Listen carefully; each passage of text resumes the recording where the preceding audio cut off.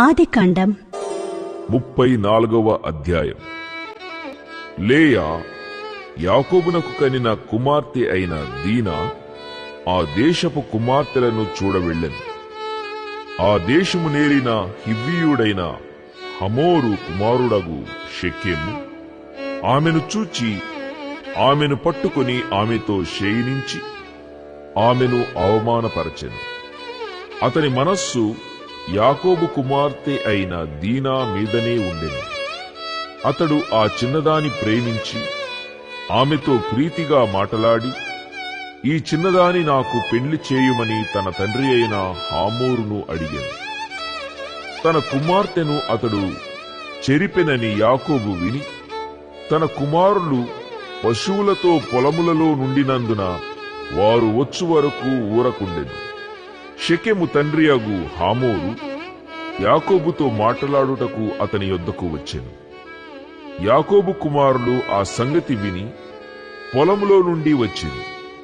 అతడు యాకోబు కుమార్తెతో శయనించి ఇశ్రాయేలు జనములో అవమానకరమైన కార్యము చేసెను. అది చేయరాని పని గనుక ఆ మనుషులు సంతాపము పొందిరి, వారికి మిగుల కోపము వచ్చెను. అప్పుడు హమోరు వారితో, షెకెము అను నా కుమారుని మనస్సు మీ కుమార్తె మీదనే ఉన్నది. దయచేసి ఆమెను అతనికిచ్చి పెండ్లి చేయుడి. మీ పిల్లలను మాకిచ్చి మా పిల్లలను మీరు పుచ్చుకొని మాతో 1000 మంది మా మధ్య నివసించుడి. ఈ దేశము మీ ఎదుట ఉన్నది. ఇందులో మీరు నివసించి వ్యాపారము చేసి ఆస్తి సంపాదించుకొనుడని చెప్పాను. మరియు షెకెము, మీ కటాక్షము నా మీద రానీయుడి. మీరేమి అడుగుదురో అది ఇచ్చెదను. ఓలియు కట్నమును ఎంతైనను అడుగుడి, మీరు అడిగినంత ఇచ్చెదను. మీరు ఆ చిన్నదాని నాకు ఇయ్యుడని ఆమె తండ్రితోనూ ఆమె సహోదరులతోనూ చెప్పాను. అయితే తమ సహోదరి అయిన దీనాను అతడు చెరిపినందున యాకోబు కుమారులు షెకెముతోనూ అతని తండ్రి అయిన హామోరుతోనూ కపటముగా ఉత్తరమిచ్చి అనినదేమనగా, మేము ఈ కార్యము చేయలేము. సున్నతి చేయించుకొనని వానికి మా సహోదరిని ఇయ్యలేము. అది మాకు అవమానమగును. మీలో ప్రతి పురుషుడు సున్నతి పొంది మావలే ఉండిన ఎడల సరి. ఆ పక్షమందు మీ మాట ఒప్పుకొని మా పిల్లలను మీకిచ్చి మీ పిల్లలను మేము పుచ్చుకొని మీ మధ్య నివసించెదము. అప్పుడు మనము ఏకజనమగుదుము. మీరు మా మాట విని సున్నతి పొందని ఎడల మా పిల్లను తీసుకుని పోవుదుమని చెప్పగా, వారి మాటలు హామోరుకును హామోరు కుమారుడైన షెకెముకును ఇష్టముగా ఉండెను. ఆ చిన్నవాడు యాకోబు కుమార్తెయందు ప్రీతిగలవాడు గనుక అతడు ఆ కార్యము చేయుటకు తడవు చేయలేదు. అతడు తన తండ్రి ఇంటి వారందరిలో ఘనుడు. హామోరును అతని కుమారుడైన షెకెమును తమ ఊరి గవిని యొద్దకు వచ్చి తమ ఊరి జనులతో మాటలాడుచు, ఈ మనుష్యులు మనతో సమాధానముగా ఉన్నారు గనుక వారిని ఈ దేశమందు ఉండనిచ్చి ఇందులో వ్యాపారము చేయనీయుడి. ఈ భూమి వారికిని చాలినంత విశాలమయ్యున్నది గదా. మనము వారి పిల్లలను పెండ్లి చేసుకొని మన పిల్లలను వారికిత్తుము.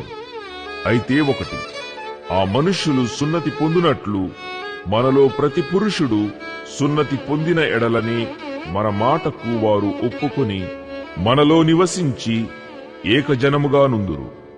వారి మందలు, వారి ఆస్తి, వారి పశువులన్నీయు మనవగును గదా. ఎట్లయినను మనము వారి మాటకు ఒప్పుకొందము. అప్పుడు వారు మనలో నివసించెదరనగా, హామోరును అతని కుమారుడగు షెకెమును చెప్పిన మాట అతని ఊరి గవిని ద్వారా వెళ్ళు వారందరూ వినిరి.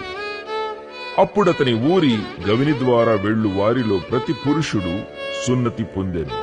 3వ దినమున వారు బాధపడుచుండగా యాకోబు కుమారులలో 2, అనగా దీనా సహోదరులైన షిమ్యోనును లేవీయు తమ కత్తులు చేతపట్టుకుని ఎవరికీ తెలియకుండా ఆ ఊరి మీద పడి ప్రతి పురుషుని చంపిరి. వారు హామోరును అతని కుమారుడైన షెకెమును కత్తివాత చంపి షెకెము ఇంట నుండి దీనాను తీసుకుని వెళ్లిపోయింది.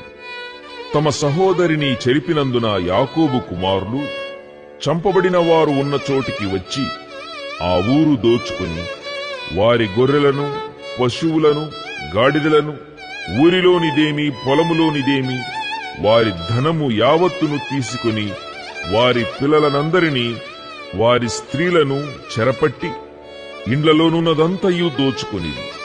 అప్పుడు యాకోబు షిమ్యోనును లేవీని చూచి, మీరు నన్ను బాధపెట్టి ఈ దేశ నివాసులైన కనానీయులలోను పెరిజ్జీయులలోను అసహ్యునిగా చేసితిరి.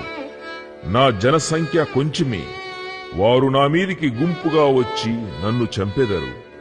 నేనును నా ఇంటివారును నాశనమగుదుమని చెప్పాను. అందుకు వారు, వేశ్య ఎడల జరిగించినట్లు మా సహోదరి ఎడల ప్రవర్తింపవచ్చునా అనిరి.